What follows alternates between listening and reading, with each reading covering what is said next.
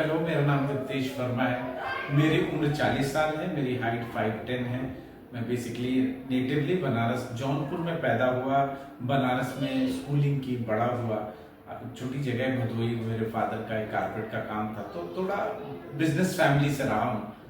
और 2000 में मुझे फैमिली डिस्प्यूट या कुछ कारण से मुझे बॉम्बे आके रहना पड़ा। और जब बॉम्बे आया तो मैं अकेला था। और लाइफ में जब 17-18 साल के आप होते हो और बॉम्बे में आते हो और बहुत कुछ करना होता है, आपकी लाइफ मिसिंग होती है, तो देयर इज अ इंस्टिंक्ट आप कुछ तो करें। और वो 6 महीना ऐसा बीता अकेला, एक कमरे में अकेला बंद, सोचता था कि लाइफ में करना क्या है। तो मेरे फादर का एक फूड का काम, फूड अचार की कंपनी थी मम्मी के नाम पे। तो यहाँ पे मैंने चेरी, उनके प्रोडक्ट देखा। यहाँ पे हर पान की दुकान पे चेरी बिकती है, तो मैंने वहां से चेरी बेचना चालू कर दिया। दुकानों गया और चेरी बेची। और वहां से लाइफ में पहला कॉन्फिडेंस आया, कुछ तो कर सकता हूँ, आज पोटेंशियल है। 6-8 महीने में ऐसा हुआ कि मैं बॉम्बे में शायद नंबर 1, मतलब मैं ही 2-3 लोगों में रह गया जो कि सबसे ज्यादा चेरी बेचता था। लेकिन एक समय होता है ना कि आप किसी इंडस्ट्री को आउटग्रोन कर जाओ, तो अब लगता था कि उसमें कुछ रह नहीं गया। तो उसके बाद सोचा कि और क्या कर सकते हैं। तो अब एक सज्जन मिले जो कि ड्राइवर थे, एक बड़े प्रोड्यूसर, उनका नाम नहीं लूंगा। उन्होंने बोला, यार तू तो अच्छा, तेरी हिंदी अच्छी है, तो एक्टर क्यों नहीं बन जाता। तो मैं कहा कि किसी से मिला दो। From their life change.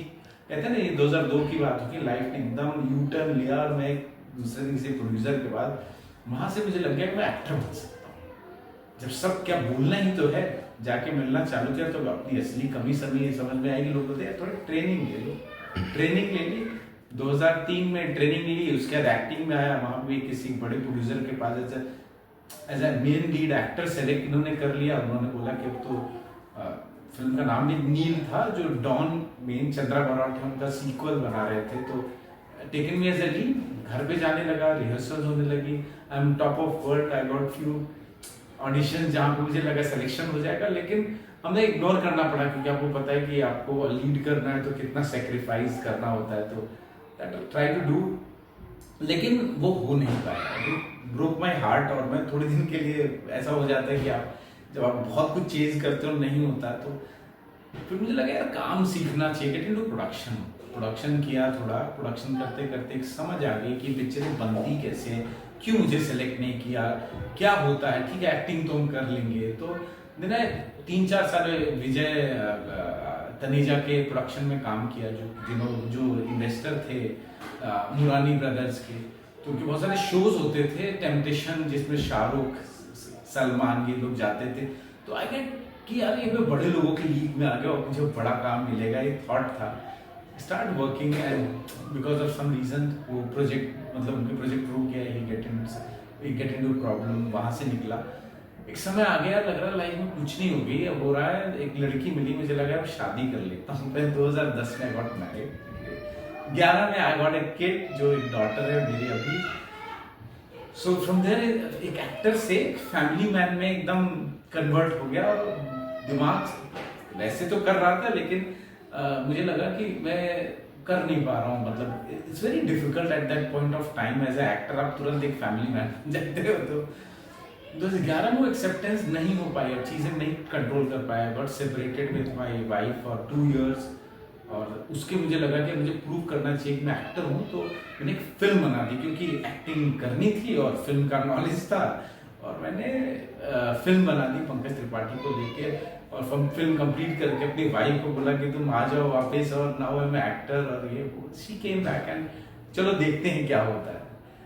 And journey start हुई। व्हेन शी केम बैक, बच्चा बड़ा हो रहा है। I find we need funds, we need पैसा, जो बेसिकली नीड होती है। तो आगे सो वो स्ट्रगल रही। Then from there I get into IT. और आईटी में मैंने एक B1 करके ऐप बनाया, और वो सक्सेसफुल हो गया। I got digital India, got that. पैसा का पहली बार पैसे का लाइफ में होता है ना, कि शादी के बाद और उस मेच्योरिटी में अब सीन बनी है। मुझे लगा लाइफ यही है, और मैं फिर उस फ्लो में चलने लगा। लेकिन एक अंदर से था कि यार फिल्म से दूर ही नहीं हो पा रहा था। वो फिल्म तो बंद हो गई। मुझे लगा एक फिल्म बनाई थी, रिलीज नहीं कर पाई। तो एक फिल्म, मेरे आईटी के कुछ फ्रेंड्स थे, इन्वेस्टर्स है, उन्होंने फिल्म बनानी है। तो आई प्रोड्यूस्ड सरकार थी, जो बच्चन सर की है। तो I get a producer, I have been to that premiere. और I that day I find यार ये काम तो नहीं करना था। लिटरली बहुत स्ट्रॉन्ग कॉलिंग थी उस दिन। I don't know why this is. Then I stopped watching television. मैं टेलीविजन नहीं देख रहा हूँ 6 साल से 7 साल से। अगेन एक समय ऐसा आ गया कि it's very difficult for me. मुझे लगा मुझे काम करना है, फैमिली चलानी है और ये करना है, और मैं वही करता रहा। अब पेंडेमिक आया और एक समय ऐसा आया कि there is a reason very hardship with me with my मेरे वाइफ, और फिर we got finally separated and then there is a space, और मुझे लगा कि लाइफ में सब खत्म हो गया because lot of things I have done and it's not done. कहते हैं कि वो अपने मकाम तक पहुंची नहीं।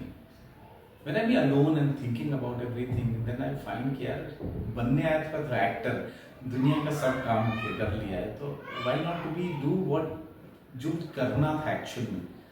So that the realization itself feels कि मेरे लिए कि बहुत it's very inner call. So that day I decided कि नहीं यार एक्टिंग पे स्टिक रहेंगे। So it's all about from एक बनारस का लड़का to coming and selling cherry to a lead hero in Chandra Barod's film, to production, to event manager, from there to a husband and father of a daughter, experienced everything, dropping every day, उसको school छोड़ रहे हैं, ले आ रहे हैं, ले जा रहे हैं, from there to producing film, to separation, to Bachchan's Sarkar 3 producer.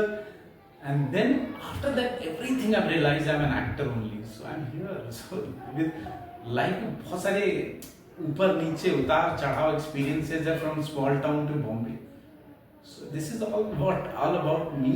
So पता नहीं कहाँ पे इस्तेमाल हो जाए एज एन एक्टर, आप कहीं इस्तेमाल कर सको तो करना तो यही था। अब आपके ऊपर है कुछ ले सको मुझ में से, तो this is all up to this is all about. So this is a lot of things. I just want to show my profile जो इसकी ज़रूरत होती है. So this is my profile.